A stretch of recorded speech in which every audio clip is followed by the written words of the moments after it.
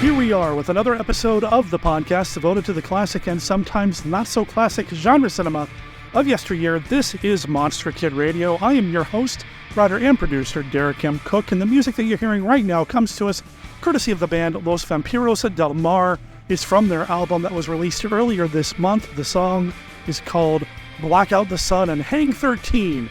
It's from their album Songs of Blood, Death, and Romance, and you can find this on their Bandcamp page at losvampirosdelmar.bandcamp.com. Of course, there will be a link in the show notes over at monsterkidradio.net that you can go check out when you're done listening to this episode of the podcast. And this podcast, oh man, this is one that I've been looking forward to for a very long time because I've got one of my oldest friends on the show this week. His name's Mathew Rashleigh. Matt and I met each other many, many moons ago when the world was young and dinosaurs roamed the earth.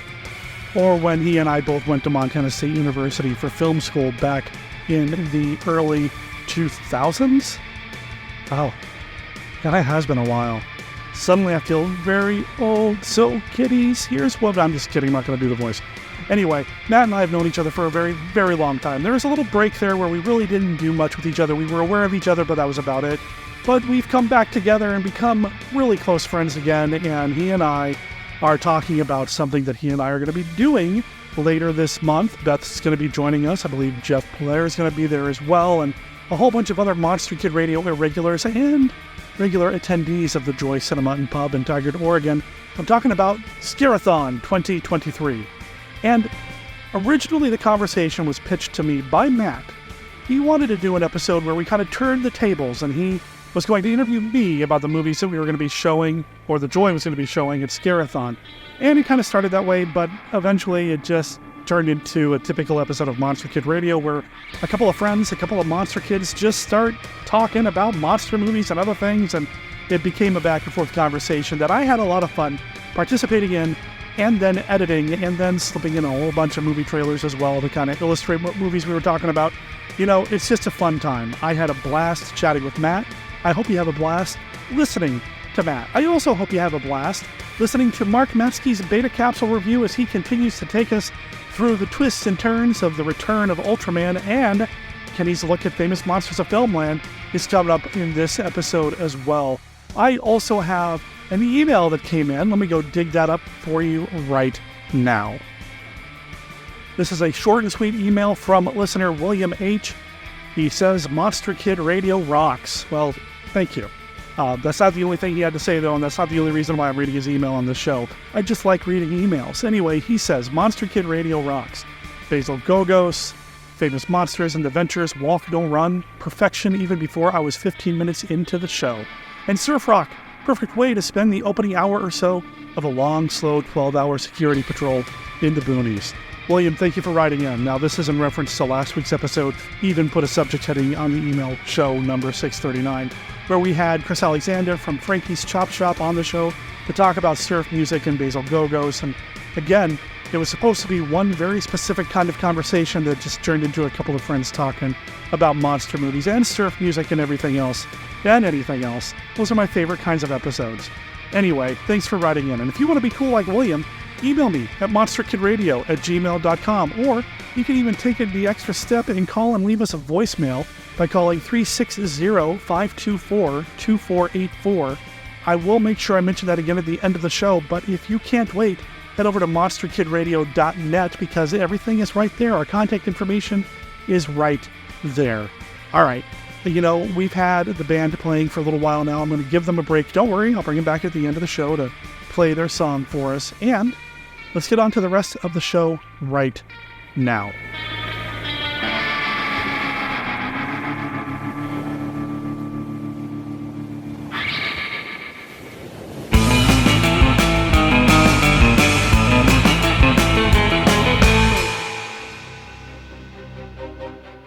One never knows what lurks in the Chamber of Horrors.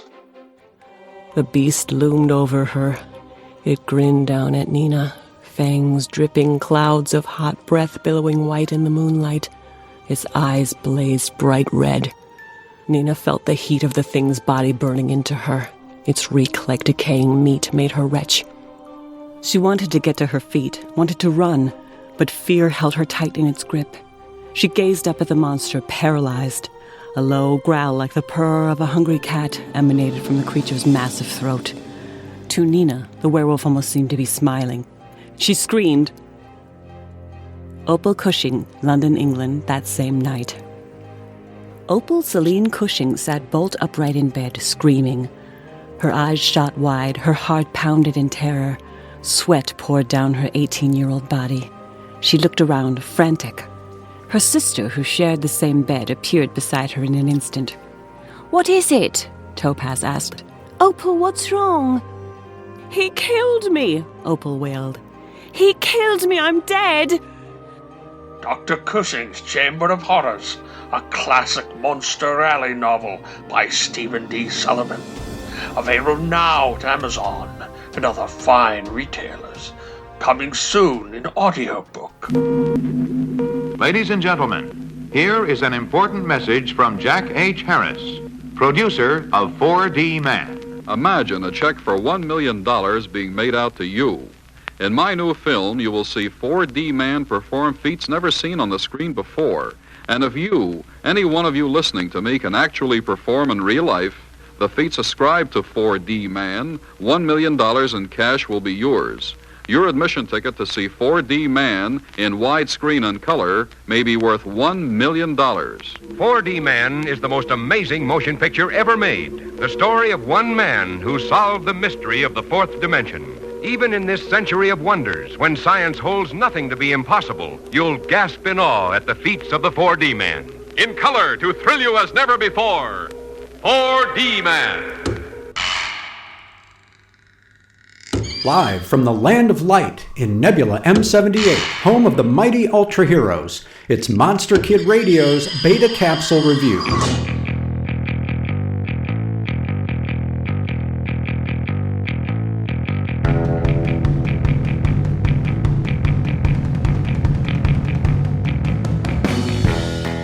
Return of Ultraman, Episode 33, The Monster Tamer and the Boy. Original air date, November 19th, 1971. Prologue. A young boy menaced by an immense monster is rescued by a strange humanoid with the face of a fish. Cut to the present, in which the boy named Ryo furiously digs holes in the ground while his peers observe him with both curiosity and disdain. A group of bullies, accusing the boy of being an alien, bury him up to his neck in the ground. But Go arrives, stopping the torture and freeing the youngster, who for his part insists he's from Hokkaido. The bullies are relentless in their persecution, but Ryo stands his ground. Even so, Captain Ibuki charges Go with getting a handle on the situation, a challenging prospect considering that Ryo is increasingly shunned by his community. Go succeeds in learning the truth about Ryo, but it's seemingly too late, as an angry mob rushes to the scene, bent on eliminating what they think is an extraterrestrial threat. But their short-sighted actions result in freeing Kaiju Murochi, leaving Go with mixed feelings about transforming into Ultraman. The Monster Tamer and the Boy is an exceptional 25 minutes of television, combining visual flair with thematic maturity to create an unexpectedly memorable story. While Ultraman defeats his giant foe, Murochi, with relatively little trouble, a battle captured with a fantastically long and audacious tracking shot, this story does not end on a happy note. Writer Shozo Uehara and director Shohei Tojo managed to shine an unflinching light on bullying, environmental ruin, the madness of mob rule, and the human willingness to alienate others. In light of the way Ryo is treated, Go is faced with the question, perhaps for the first time, are these people capable of such evil, worth defending? It's a jaw-dropping moment, almost as much as the final shot, which gives us viewers as emotionally haunting of an image as they come. This is Ultraman at its most profound. A truly powerful classic episode. For Monster Kid Radio's Beta Capsule Review, this is Mark Matzke reporting.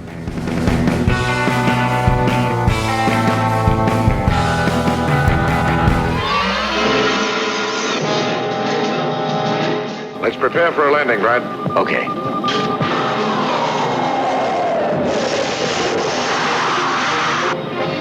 In a 40G gravity atmosphere, strange thing happens to man's body and mind.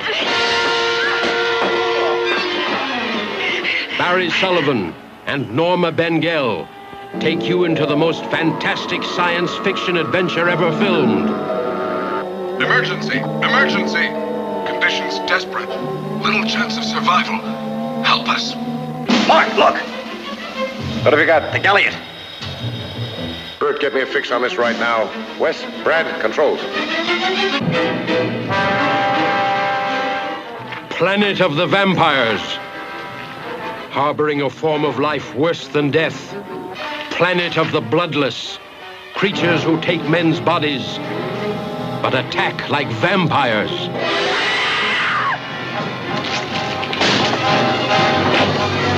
I'll tell you this, if there are any intelligent creatures on this planet, they're our enemies. In this outer space world, the living dead try to escape into life.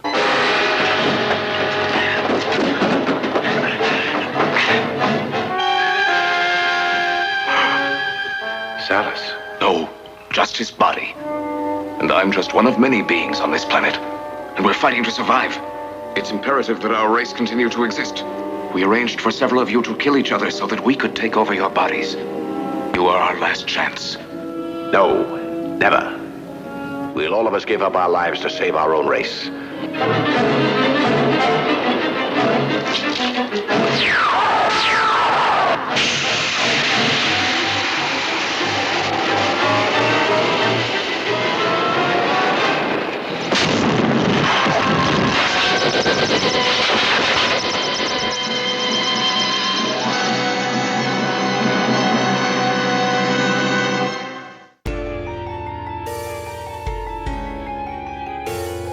Did you know that I show monster movies for free pretty much all the time now? Head over to twitch.tv/MonsterKidRadio, especially this month, because this month I'm showing a lot of spooky movies. Right now I'm showing a 15-hour loop, including the movies The Vampire's Ghost, Revenge of the Zombies, Back from the Dead, The Unearthly, The Undead, Haxan, The Vampire Bat, Death on the Four Poster, The Devil's Partner, Ring of Terror, Last Man on Earth, Devils of Darkness, Scared to Death, and Horror Hotel, aka City of the Dead? City of the Living Dead? It's Horror Hotel. It's Christopher Lee. Doesn't matter what it's called, it's Christopher Lee. Anyway, head over to twitch.tv/MonsterKidRadio. Check it out. I try to update this maybe once a week with a big new loop of movies, and eventually we may even get back to where I'm hosting things live and you'll see me in person. But in the meantime, head over to twitch.tv/MonsterKidRadio and watch some movies with your friends now for free.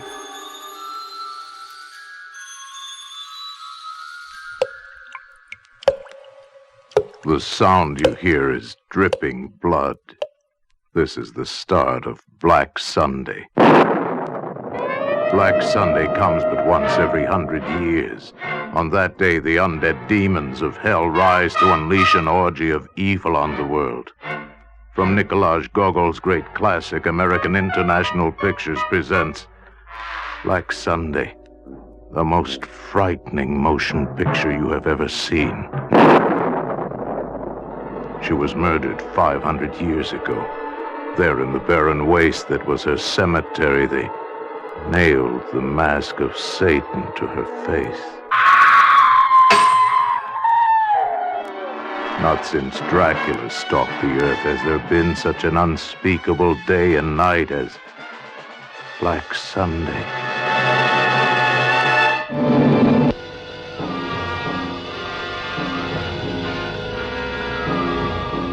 What does it look like? I can't describe it.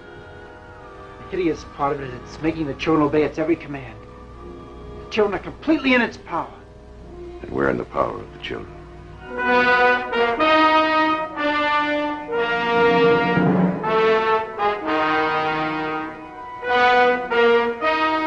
Space Children, spreading a network of terror through a top-secret missile base in a nation's desperate hour of decision.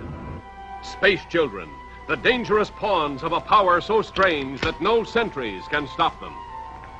Why did you let those children inside here? Dr. Woolman, what children?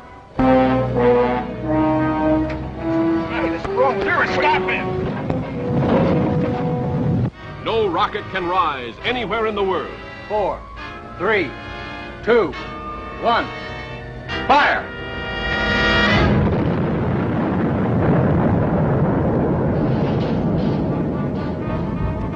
No army can destroy them. Get those kids out of there!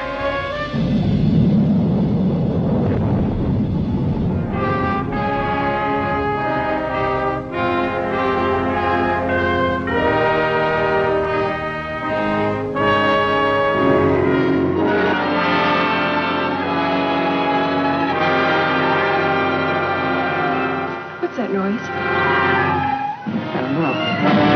Spiders. I told them to bring me one, and I'd believe it. Oh, I can't say I blame you, Sheriff. But Flynn's still missing. Deep into caverns whose very air is putrefied by the stench of death. They search ceaselessly for a missing man, or possibly a giant spider no one really believes exists, except the high school teacher who knows his science and his students.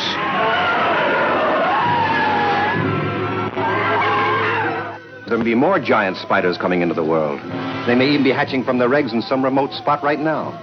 Do you realize how easy it would be for them to overcome us humans? A horrifying spectacle. Its existence shocks and fascinates the world of science. Its gigantic claws capable of crushing a man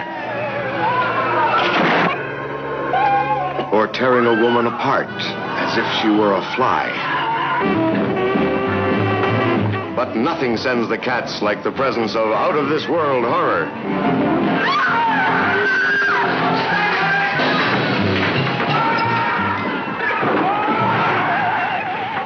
A heart-stopping experience that defies man's imagination, that shrinks every woman's skin with the tension of terrifying withdrawal, as if 1,000 spiders were taking possession of her body. You'll never believe it until you see it. You'll never forget the touch of the spider. Hello there, Monster Kid Radio heads. This is Kenny with a look at Famous Monsters of Filmland.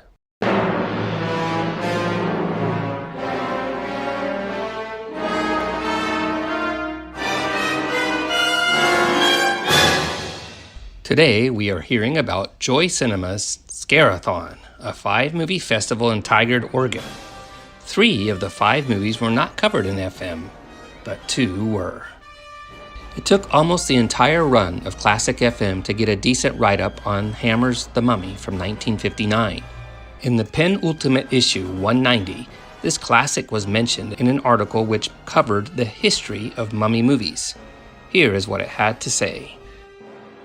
Karras journeys to Britain, all of which brings us to 1959 and the legendary Hammer films, which after doing tremendous remakes of Universal's Frankenstein as The Curse of Frankenstein and Dracula as Horror of Dracula in the USA, were commissioned by Universal to update other old classics, The Phantom of the Opera, The Hound of the Baskervilles, and The Mummy.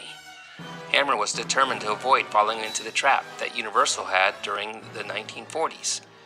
Their Mummy, they felt sure, would be the best of its type and reap through critical acclaim and box office dollars to prove that The Mummy could be presented in a new and fresh way. Hammer's scriptwriters blended the best ingredients of the Mummy legend into a screenplay, and the film became not a remake of Universal's first Karloff Mummy, but a remake of the finest elements of Universal's 1940s series of mummies. A truncated synopsis followed. A shame so little was dedicated to this, my favorite mummy movie, especially after seeing all the love FM poured out for Curse of Frankenstein and Horror of Dracula. The other movie in the Scare-A-Thon that merited coverage was 1955's Tarantula. A full-length article of this film was featured in FM 44 from May of 1967. It was 7 pages long with 9 images. Here is how the film was introduced. Radio listeners in 1955 suddenly heard a frightening announcement, a broadcast lasting 1 minute that had many boys and girls shaking in their boots. For a shock that surpasses all experience in terror, see Tarantula, the nerve-shattering motion picture story of an entire city choked by panic before the fury of a giant spider, tarantula. Out of the trackless desert sands it strode, rising 100 feet and growing more monstrous by the minute. Tarantula. Its rapacious maws draining all life within reach, crushing all matter in the path of its spreading tentacles. Tarantula. You'll watch in awe. You'll shudder with fear as a mortal accident of science creates a dread beyond all imagining. As a nation searches frantically for a defense, as the air might of the land is marshaled against the crushing jaws, the venomous sting, the destructive power of a spider so huge, bullets couldn't stop it. So tough, dynamite couldn't kill it. See man face his greatest battle for survival. You've never known anything like tarantula. Well, you, famous film monster fan that you are, may have seen something like it in Willis O'Brien's Black Scorpion or Burt Gordon's Spider. You may even have gasped at the great spider that pursued Sabu in its net in the Conrad Veidt version of The Thief of Baghdad. But here's the story to refresh your memory. A brief synopsis followed, then these parting words. Interviewed during the filming of the picture, its star, John Agar, stated, "Every actor should appear opposite a tarantula at least once during his screen career." Why? Because co-starring with a spider taller than a 2-story house is an experience no man can easily forget. It adds to an actor's stature. I believe every actor should be given this chance at least once, if only to tell his grandchildren about his battles with the modern dragon. As a matter of fact, it's getting so your prestige isn't worth a nickel unless you have a monster in your credits. And John ought to know, as he has been menaced by the brain from planet Eros, the mole people, women of the prehistoric planet, and the creature from the Black Lagoon in Revenge of the Creature. Leo G. Carroll, of course, has had several great careers in TV fantastics, namely the Topper series and current Man from U.N.C.L.E. Pictures producer William Alland also made The Deadly Mantis, This Island Earth, Mole People, and the Black Lagoon series. Director Jack Arnold scored with The Incredible Shrinking Man. Oh, and the fate of the giant tarantula? Planes gave him the Viet Cong treatment, a fiery death of napalm bombs. That is all for this week's look at Famous Monsters of Filmland. We will have more next time. For MKR, this is Kenny saying adios.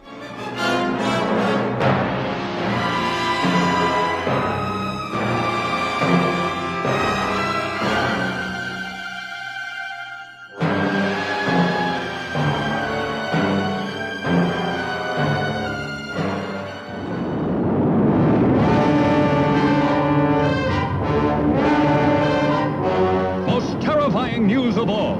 At nightfall, monstrous animals crawl out of crater of volcano.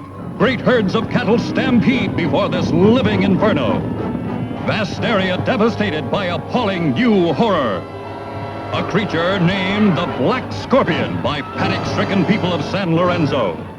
Entire population prays for deliverance. For miles around, cowboys came upon one dead steer after another. One of them had heard the tale of the demon bull of the Maricopa. Having lost family or friends, something absolutely unknown, we could be in another world. Nation's leaders confer as news received of possible threat to capital. This is a city of 4 million people. If word of this leaks out, the panic of the population could be worse than the scorpions. The Black Scorpion destroys communications. Hundreds annihilated.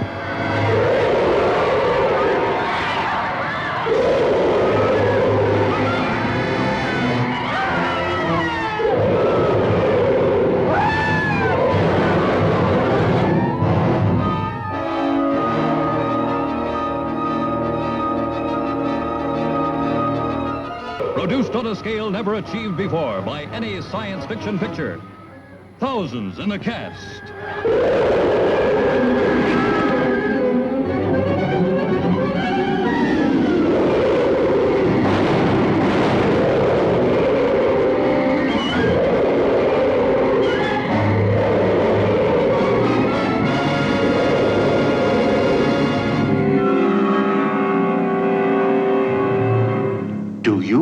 believe in ghosts?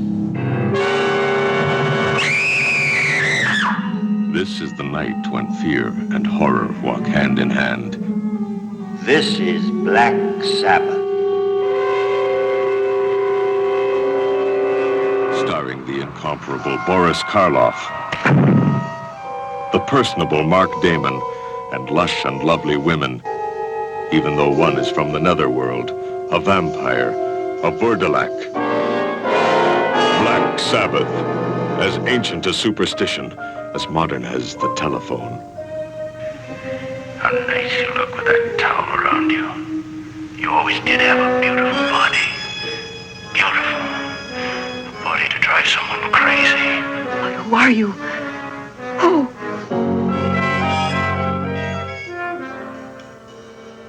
Black Sabbath, the bare truth about the unbelievable, such as the brilliant beauty of a priceless jewel that holds within the body of a buzzing fly a vengeful woman's murderous spirit.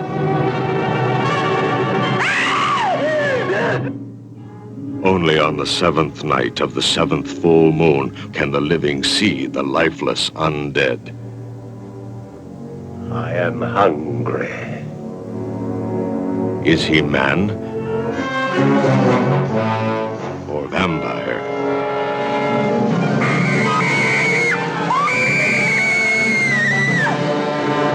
An adventure into black magic that goes beyond the boundaries of the supernatural. And a man's devoted love is welcomed by a woman's deadly lust for his blood.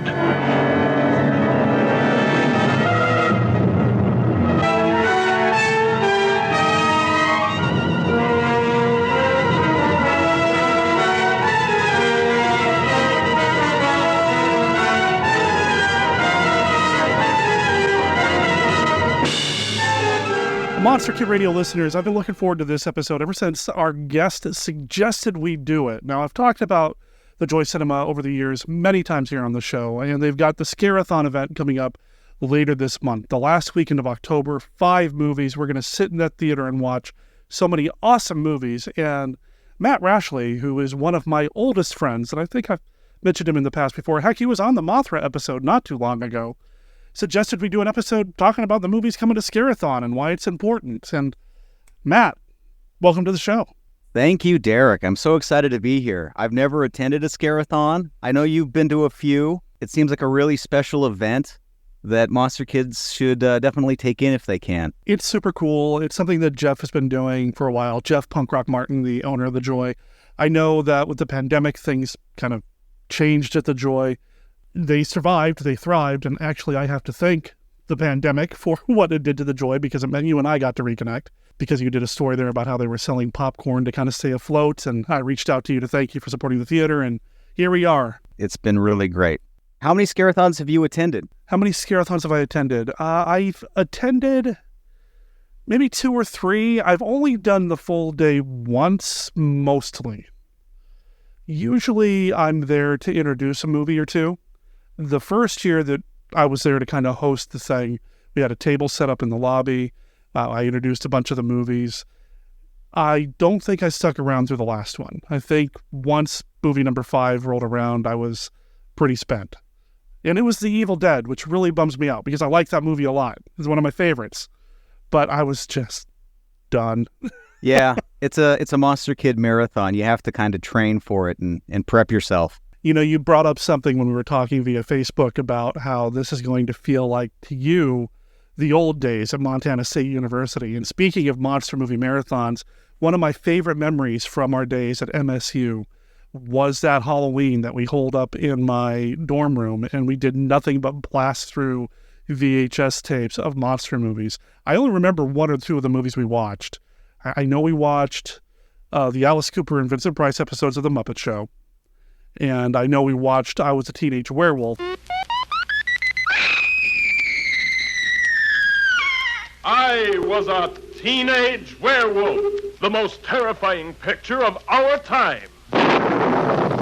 I Was a Teenage Werewolf, fantastic, bewildering, a motion picture to stand beside the greatest horror stories of all time. I was a teenage werewolf. And I only remember that because at the time we thought we were going to be filmmakers when we grew up, and we thought about how cool it would be to remake that movie starring Anna Plumsky from My Girl. And obviously that never happened, but I remember that. I might have shown you Neon Maniacs at that point, but I don't remember for sure. You're telling me that these things are inside the Golden Gate Bridge. 1. 2, that they only come out at night. That they're responsible for the death of 15 or more kids and 3 of my police officers. Let me ruin your evening, the stranger said to me. Your new lover is my old They're young. lover. She said, Well, Sue, it's play.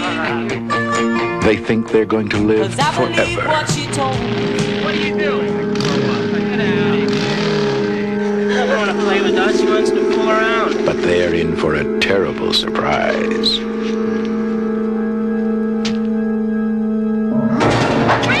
Now, there are 12 new reasons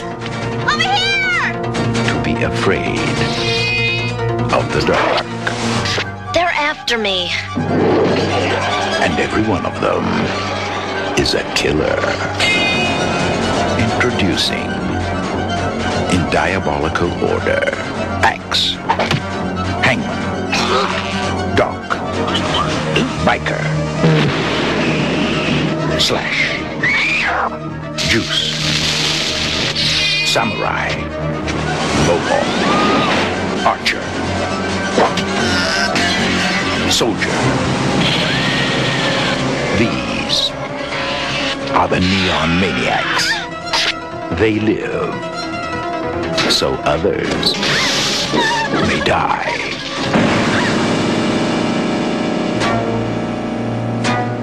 Neon Maniacs. Neon Maniacs, I don't remember. It's kind of a blur. Yeah, I don't remember. Yeah. I don't remember either. Neon Maniacs is another. I hate to use the word guilty pleasure because I feel like there should be no shame and no guilt. But it is Neon Maniacs, so it is a guilty pleasure of mine. Those of you who've seen Neon Maniacs probably understand. It is, yeah, it holds a very special place in my heart. I do own it on Blu-ray. I've watched it a few times since, but it's got some issues. But anyway, that's not what we're here to talk about. Right. Yeah. And you've never done a Scare-A-Thon. I have never done a Scare-A-Thon. I, like you, love the Joy Cinema, and I really appreciate Jeff Punk Rock Martin's effort in making it a home away from home for monster kids and people who love, genre cinema. I love how he can find a way to get those movies on the schedule.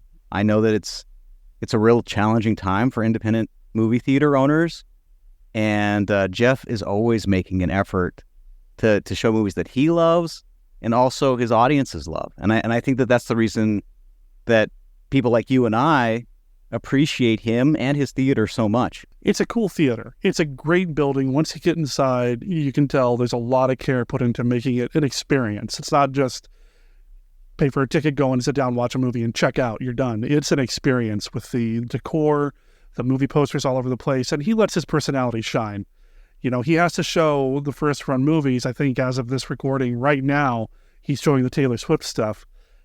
But the lobby is filled with movie posters with Peter Cushing, and I think Billy the Kid versus Dracula might be represented. There's a Kung Fu flick movie poster in there. Santa Claus Conquers some Martians is listed on there. And one of his favorites, the Ramones film, what is that? High School, Rock and Roll High School. He's got a movie poster of that as well. So he lets his personality shine, and, that just kind of makes it feel more invested by him, which allows us to kind of feel more invested in the experience as well, I feel like. Yeah, totally. It's really special. And that's one thing about Scare-A-Thon, too, that gets me excited is the fact that, in this day and age when you can stream just about anything your heart desires and you can find online, there's something special about the fact that even though that's the case, Jeff makes the effort to get those movies on a big screen where you get to have that real experience of being with an audience that's just as wowed and fired up as you are, and you get to see it on that 29-foot screen. It's something that is a rare occasion that everybody should go out for. it becomes a communal experience. And for that moment, for that fleeting 90 minutes for a film or however long you're there for Scare-A-Thon, you're part of a community and you're part of something bigger than yourself, enjoying this movie, being part of that group experience that you can't replicate at home. I don't care how big your home screen is. I don't care how many people you cram into your living room to watch a movie. There's something about going to the movie theater and becoming part of that community for that short period of time. Whether you're watching something like Robot Monster, whether you're joining the Monster Squad, or you're just waiting for Sam from Trick or Treat to turn up and knock on your door and hopefully he's just there for candy. It's an experience that I'm looking forward to because I haven't had a chance to do Scare-A-Thon in a while. Oh, great. Yeah, this should be a real treat. Should we run through the movies, try to keep spoilers to a minimum, and share why we think it's a great idea to go see these films? Sure. Now, the first film is Robot Monster. With the swiftness of a deadly cosmic ray, the Earth is invaded by indestructible moon monsters. Their ghastly mission, death for all humans.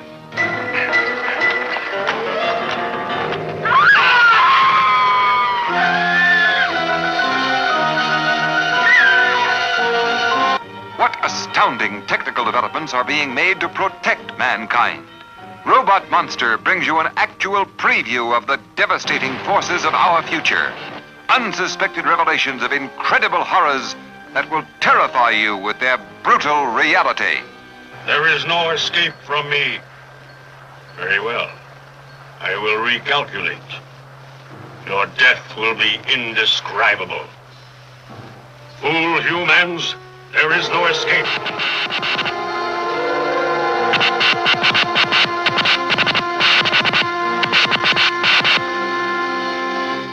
Have you seen it? I have seen Robot Monster, and I watched it the second time maybe just like a year ago. So it's pretty fresh in my mind. It's from 1953. It's one of those movies that's put on the list of best, worst movies ever.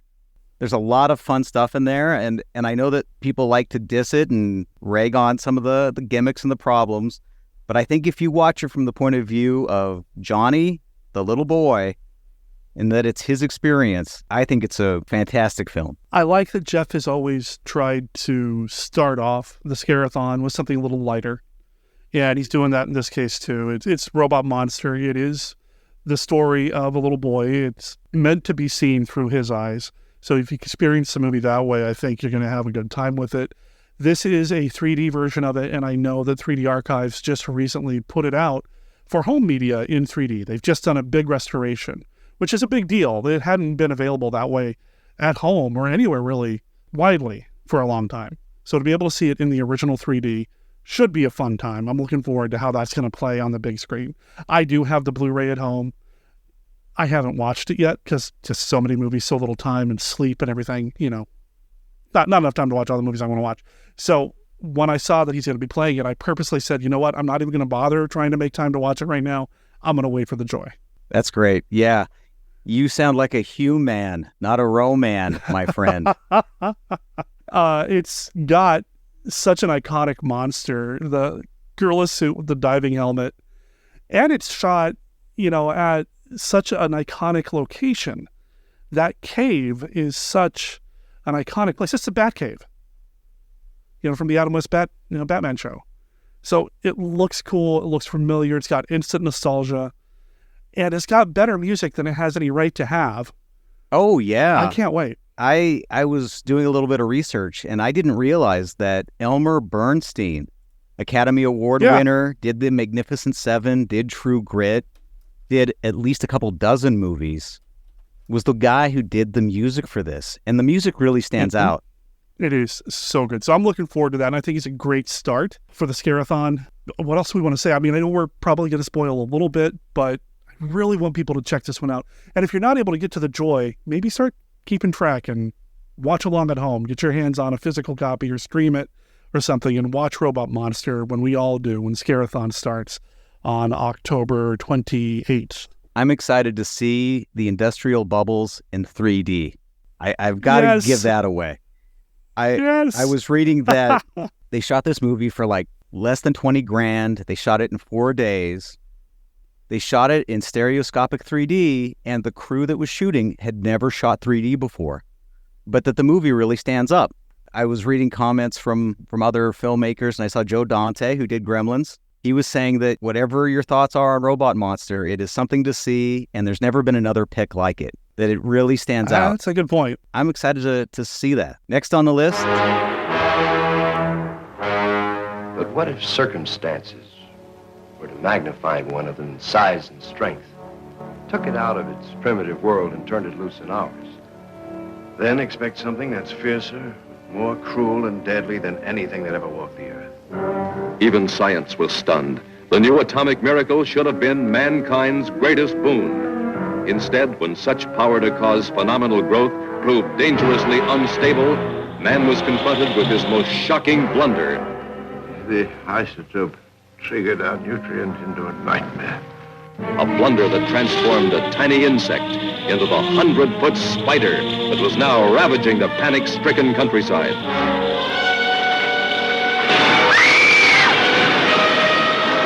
Tarantula from 1955. I have never seen the whole movie. I've only seen bits and pieces. Okay. How about yourself? Oh, I love Tarantula. It's a John Agar film, so I love Tarantula. It's a Universal film, so it's got a sheen or a polish that sometimes movies from this era do not have. I don't know where he's getting his transfer, but I'm assuming it's going to look good on the big screen as well. There are some pretty good transfers to watch at home and streaming, so I'm excited for that. And again, it's John Agar. John Agar is one of the patron saints of Monster Kid Radio. One of our original slogans was Monster Kid Radio is where Karloff is still king, Lugosi lives, and John Agar still rules. I mean, we really love everything Agar touches, so to see him at Scare-A-Thon is going to be a good time. This is a giant bug monster movie. I know technically a tarantula's not an insect, but still, it's going to be a lot of fun to see it on the big screen. I've never seen it on the big screen. Wow, so you'll definitely be in for a good experience then, hopefully. Tarantula is probably, I'm going to say it's my second favorite John Agar film. Wow. Second only to Revenge of the Creature. Just because Revenge of the Creature is a creature from the Black Lagoon film, and Gilman and Agar make magic together. But yeah, Tarantula is my second favorite. Early appearance by Clint Eastwood at the very, very end of the film. Yeah, it's his first, I think it's his first film credit. Yeah, maybe first film credit. He did appear in Revenge of the Creature before this for about 30 seconds. And he lasts about as long in Tarantula as well. But Eastwood did remember that, and I know that many years later, Eastwood did put Agar in one of his movies. Oh, wow. I didn't realize that. I also noticed that Jack Arnold directed it, speaking of Creature. Jack Arnold, who is kind of the go-to sci-fi horror guy of the 50s, Creature from the Black Lagoon, Revenge of the Creature, Tarantula, Space Children, which is not a Universal film, but still really, really good, which means at some point in the movie, you're going to get a mini science lesson, because that seems to be a Jack Arnold thing. He likes to throw in a little lesson about how things work in the world. And yeah, the direction is really tight. Excellent. That's starting at 1:30 at the Joy Cinema, Tigard, Oregon. Right, so Robot Monster starts at noon, I believe, correct? Right. Okay. All right, 3 p.m. 1959's The Mummy. Egypt, 4,000 years ago. A land of strange rituals and savage cruelty. Many of their secrets are still hidden from the eyes of 20th century man. Secrets that protect their dead. Supernatural powers that once released can live again in our modern world. The Mummy, the living dead, bringing terror and death across 4,000 years. He was a high priest of the great god Karnak, until one night he attempted the ultimate in blasphemy. He was condemned to guard forever the princess he had loved and protect her from intruders.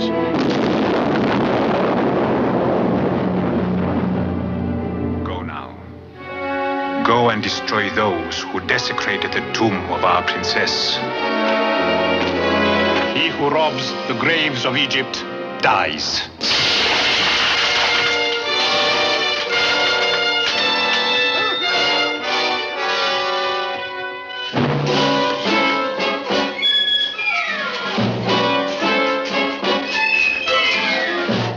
who robs the graves of Egypt dies. Oh, man. I think this is the one that Beth is most excited for. I don't know if she has any experience watching any Hammer films. This is a Hammer film, so you know it's going to be good. Hammer very rarely put out an inferior product, especially in the 50s and 60s. The Mummy is Peter Cushing. It's Christopher Lee. It's an iconic monster. Oh, I've never seen it on the big screen either. I'm excited for this one. Excellent. I've never seen the Hammer version of The Mummy. I, like Beth, I think this is the one that I anticipate the most and will really want to see.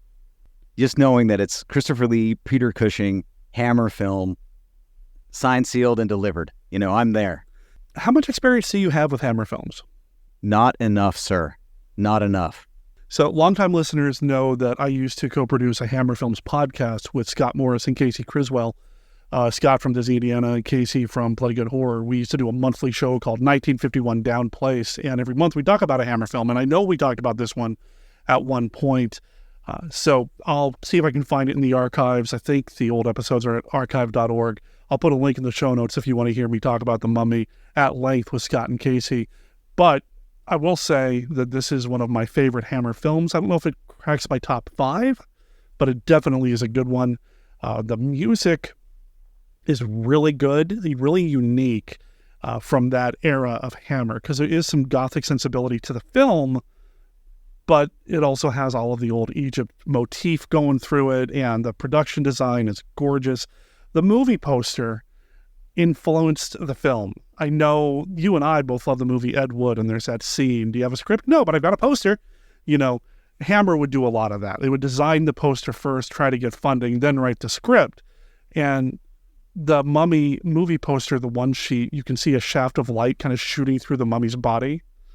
And the story is that Cushing on set was like, well, that's not in the script, so can I kind of stick the mummy with my spear or my flagpole or whatever it is he uses so that we can kind of recreate that and make sure there's a hole in the mummy for the light to shine through. You never see the light shine through or whatever, but at least there was some attempt to kind of make things line up.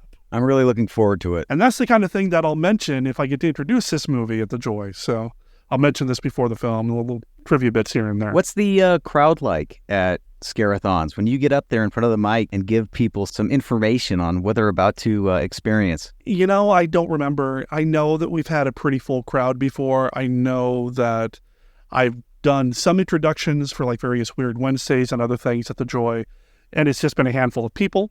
I know that I've done it, and there's been like 50, 60 people in the crowd. So I don't know how full it's going to be. I don't know how many people are going to be there for the long haul for the whole day. I don't know. I'm excited to see how this turns out, though. I'm looking forward to a full house. I hope there's a full house. Oh, yeah. Jeff deserves it. It's a whole other... It takes the movie to another level. All right. Number 4 in the 5-movie lineup is one that I know is special to both of us. I think that it's like a cult classic to every Gen X kid. You know who to call when you have ghosts. But who do you call when you have monsters? We're the Monster Squad. What's a squad? It's like Miami Vice, I think. They're young and inexperienced. Naughty virgin. They're a bit disorganized. Monsters are not real.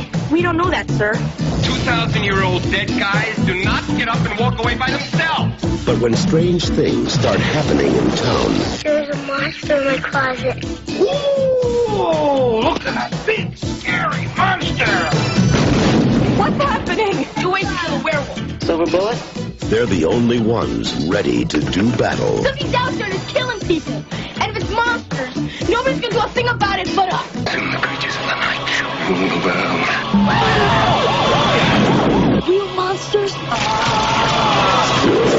Us?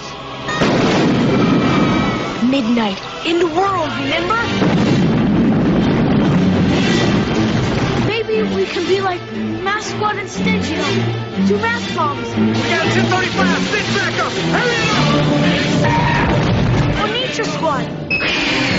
The book is right. Don't you think it's all true? By midnight, You guys! they won't seem so young anymore.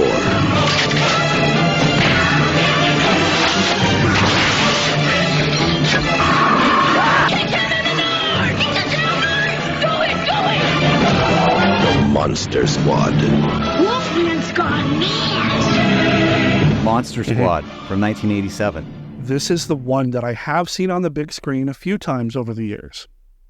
The others that are part of Scare-A-Thon, the previous three, and then the final film, I have not seen on the big screen, but this is the one I've seen on the big screen before.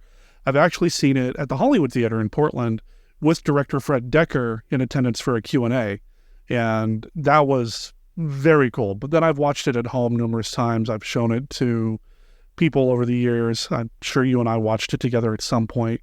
And I've shown it to Beth, and I've got the one sheet in a frame hanging up in my bedroom right now. This movie is very special to me. It's one of my favorite horror movies from the 80s. It's got a few things that are probably a little problematic. Well, not probably, definitely problematic now in terms of like political correctness. But it was of the 80s, and it's how unenlightened kids talked. So, I mean, whatever. I don't want to make too many more apologies for it. It's got monsters. It's got kids running around fighting monsters. I would have loved for that to have been my childhood, man. Me too. I'd be happy to kick a wolf man. Oh, man, the clubhouse these kids have is an Easter egg treasure, man. So many cool things on the walls. And the other websites have done this where they've gone through and taken stills from the clubhouse set and identified all the movie posters, all the toys, all the models, all the masks and decorations and everything else. I think there's a Vampire Circus movie poster on the wall. That becomes a plot point or a little character bit, a Frankenstein's monster, a Halloween mask. There's all kinds of cool stuff up in there. I would have loved to have hung out in that set. Oh, totally. And speaking of that, like this movie and the fifth movie that we'll talk about in a moment, Trick or Treat, it seems like both of these films share a love of Halloween and monster movies and feel like a perfect way to kind of wrap up Scare-A-Thon. I agree with you. As much as I love things like Robot Monster and Tarantula, for me, Halloween is less about just generic monsters and more about kind of like the thinning of the line between the world of the real and the unreal.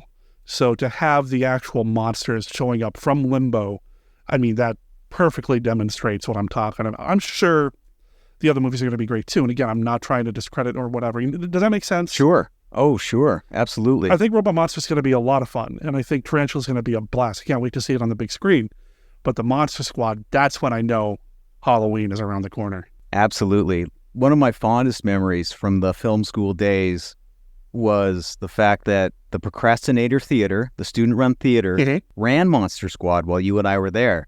And that's the only other time I saw that movie on the big screen. Nice. So to have the chance to go with you and see this movie again 20-some years later on a big screen is Halloween movie magic for me.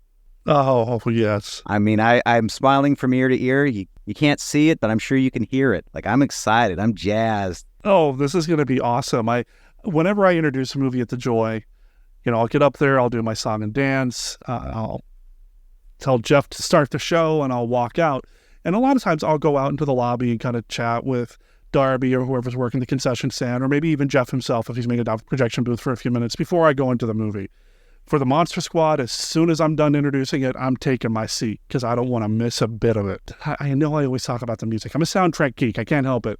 The score is phenomenal.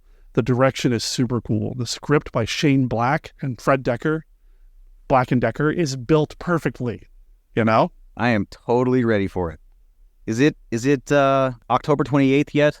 Can I get my seat? I wish, man. I wish. Can't wait. It's going to be a good time, man. I love that movie. And that Dracula, that is one of my favorite Draculas of all time. It really is. I love Bela Lugosi. I love Christopher Lee. Duncan Regehr is one of my top 5 Draculas. That guy, I'm literally getting chills thinking about him right now. The hairs on my arms are standing up. There's a moment in that movie when he's approaching the kids after he is reformed after being temporarily stopped. It is so good. There's a sequence when he rises up and he's staring at the camera and he's marching toward the camera.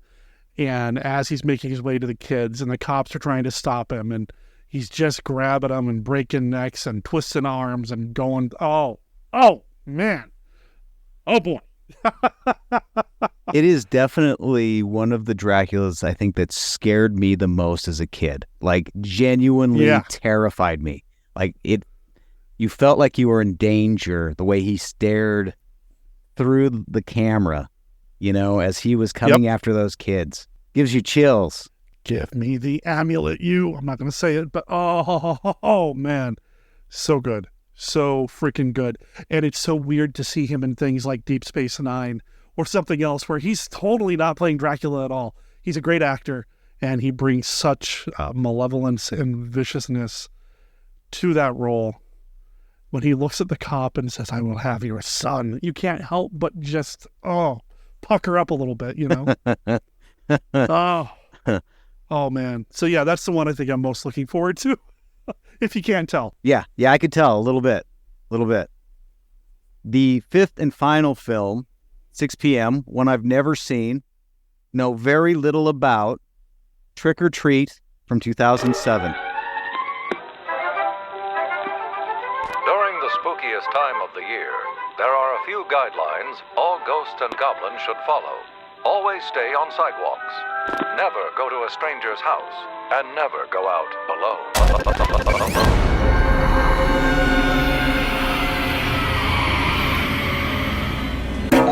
Trick or treat! This is the one night that all sorts of things roam free. Sorry. All these traditions. Wait.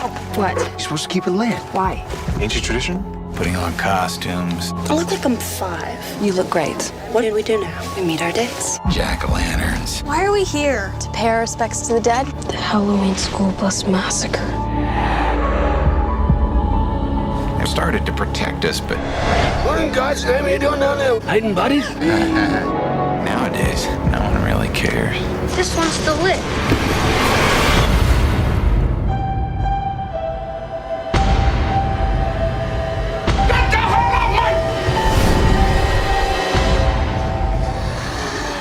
What is that? It's them. Oh my God. I've seen Trick or Treat once. I saw it on home video. I can't remember. It might have been DVD. It would have had to have been DVD. It's an anthology film. It follows a little kid whose name is Sam in a Halloween costume.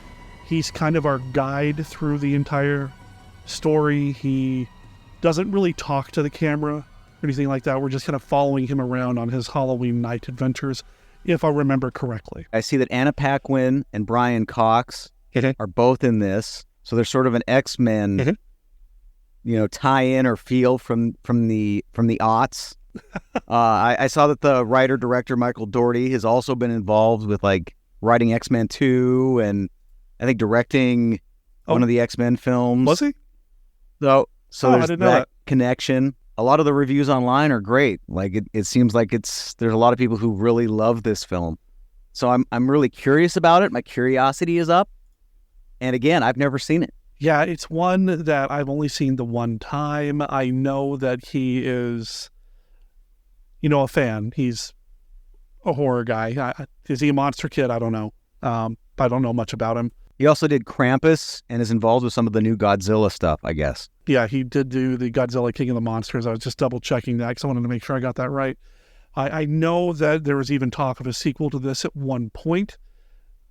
Nothing's really come of it.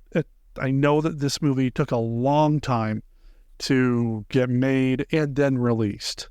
It was supposed to be released back in 2007. Like you said, it had a 2007 theatrical release, technically, but it didn't get home media release until 2009. So it really kind of sat around for a long time before people started discovering it and had an opportunity to watch it. I think Sam, the little kid trick-or-treater, is a great look. I think they did a great job with the character design of this character. It instantly says Halloween and trick-or-treating. It's a kid in a Halloween costume. It's a little disturbing when you look at it too long. I've had burlap wrapped around my head for a Halloween costume before. It is not comfortable. So it's a little disturbing when you look at it. But too much, but I do dig it a lot, the look. And like I said, I've only seen the movie the one time, so I'm excited to kind of revisit it. I think it's something that Beth will enjoy. It's a little bit more modern. Not that she has a problem with the classic movies I've been showing her, but I've been very selective about what classic movies I show her. Monos, The Hands of Fate notwithstanding, for a reason. I think this was going to be an easier sell. There's some werewolf action. There's some serial killer action. It really kind of dips into all the different horror tropes that were kind of a thing at the time. So I'm looking forward to it. It seems like, newer, younger horror films is sort of the gateway drug to get people into becoming maybe monster kids in the long run. Sure. Like I was thinking about this, thinking back with nostalgia back to film school days with you. And like at the time I was the analogy I was thinking was that, maybe I'm familiar with Thai food from frozen dinners or something, but like you were a connoisseur of Thai food as if it were coming to monster movies. And so you really opened up my palette, to other forms of monster movies and horror movies and really exposing me to films that were outside of my sphere. So we watched new monster movies, but because of knowing you and your love of genre films, like you opened up my eyes to many, many more movies and kind of made me a monster kid in a way. And I thank you for that. And that's why this is so fun to have this chance to kind of share this experience. I knew my work was cut out for me, and I know that sounds kind of like I was trying to manipulate something, and I really wasn't. But my very first memory of you, Matt, was sitting around in a film school class that the teacher was either really late to or just didn't even show up. And I remember that some of us young film students kind of huddled up and just kind of talked with each other about who our favorite filmmakers were. And the topic of our top 5 favorite filmmakers came up, and you mentioned Spielberg, Lucas, Zemeckis, Jim Henson, and Walt Disney, I believe, which is cool. And that's great. I mean, one of Clive Barker's favorite filmmakers and storytellers is Walt Disney, for crying out loud. So I knew that anytime I wanted to talk horror stuff with you, I didn't know where you were with that. And I'm really glad that you were willing to put up with this horror geek who's had a couple of years on you and, thought he knew everything about special effects and all this other stuff and insisted that we get together and watch monster movies all Halloween Day and all that. So I appreciate you being patient with me going through that entire process. I'm so thrilled by watching your posts on Facebook lately. You've been going through Tubi TV and just picking movies from the 50s and 60s. And we don't have time to do it now because I've got to head out to work. But at some point, we're going to have you back to talk about some of the movies you've seen lately. You just watched Black Sabbath, and I cannot wait to pick your brain a little bit more about that one. Oh, yes, Black Sabbath from Mario Bava. I'm on a Mario Bava kick now. So Bava's so good. I've seen Black Sabbath, Planet of the Vampires. I think Black Sunday's next. I'm happy to share my thoughts and my reviews. It's been a real treat engaging the Monster Kid community via Facebook. If you listeners are not there in that space, get there. Let's all talk monster movies together. Yes, yes. And Matt and I will be doing something probably beginning of 2024 where we're going to look at some movies that may not have the best reputation, maybe kind of rehabilitate them or present them in a way that might warrant a relook or reconsideration. I love them all. You all know me here on Monster Kid Radio. I rarely have something negative to say about these movies that we talk about. But there are some movies sometimes that people maybe not enjoy as much as they could. So Matt and I are kind of planning something for early next year, I think is when it'll launch, where we take a look at some of these other movies that he's been watching lately. So stay tuned for that. That'll be a lot of fun. And please catch up with us at Scare-A-Thon. If you're in the area, October 28th, go over to the website. What is it? thejoycinema.com.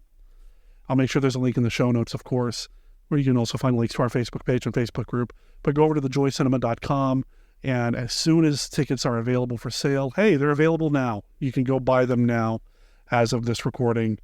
Let them know that Monster Kid Radio sent you.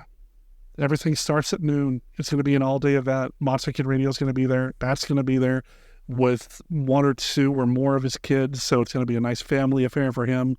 And I want to see everybody else. Let's pack that house. Yes. Let's enjoy the screams and the laughs and all the thrills and chills together. I don't know what the sizes are, but you can even get a Scare-A-Thon commemorative t-shirt. You'll want to support the joy that way. If you can, $35 for an all-day pass. Not sure how he's going to be doing individual movies, if that's the way he's doing it or not, if you have to buy the whole pass. But pay attention to thejoycinema.com for more details.